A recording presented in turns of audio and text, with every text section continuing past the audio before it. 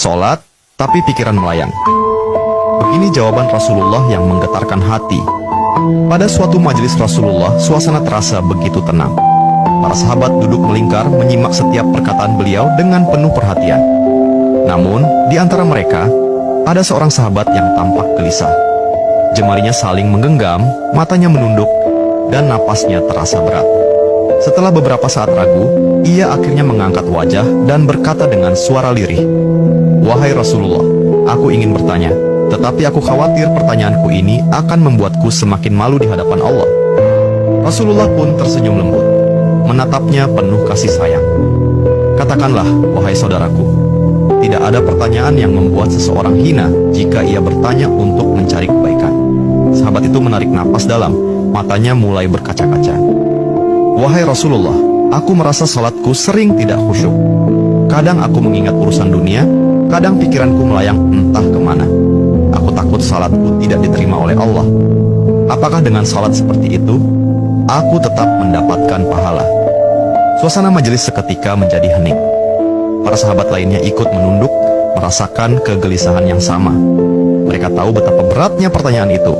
Namun, yang terjadi setelahnya benar-benar di luar dugaan. Rasulullah tidak langsung menjawab. Beliau menatap sahabat itu dengan penuh kelembutan. Lalu tiba-tiba air mata mulai membasahi pipi beliau.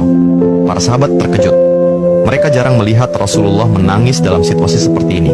Dengan suara bergetar, beliau berkata, "Demi zat yang jiwaku berada di tangannya, sungguh setan tidak akan pernah berhenti berusaha mencuri bagian dari sholat seorang hamba hingga ia teralihkan. Tetapi ketahuilah, Allah tetap melihat usahamu." Rasulullah menarik napas dalam, lalu melanjutkan, "Wahai saudaraku, jika engkau meninggalkan salat hanya karena takut tidak khusyuk, maka setan akan menang.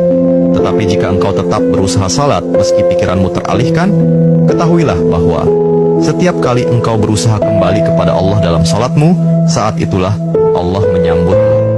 Mendengar itu, sahabat tersebut tak mampu menahan tangis. Begitu pula para sahabat lainnya. Kemudian Rasulullah melanjutkan dengan penuh kelembutan, "Bayangkan seorang ibu yang melihat anaknya berjalan ke arahnya, tetapi anak itu sering jatuh dan tersandung. Apakah sang ibu akan marah? Tidak. Ia justru akan berlari menghampirinya, mengangkatnya, dan mendekapnya erat. Itulah Allah. Ia lebih penyayang daripada seorang ibu kepada anaknya. Selama engkau terus kembali, Allah akan selalu menerimamu." Air mata mengalir di pipi sahabat itu. Kata-kata Rasulullah begitu menusuk hatinya. Sejak hari itu, ia tidak lagi putus asa dalam sholatnya. Ia tetap berusaha khusyuk dan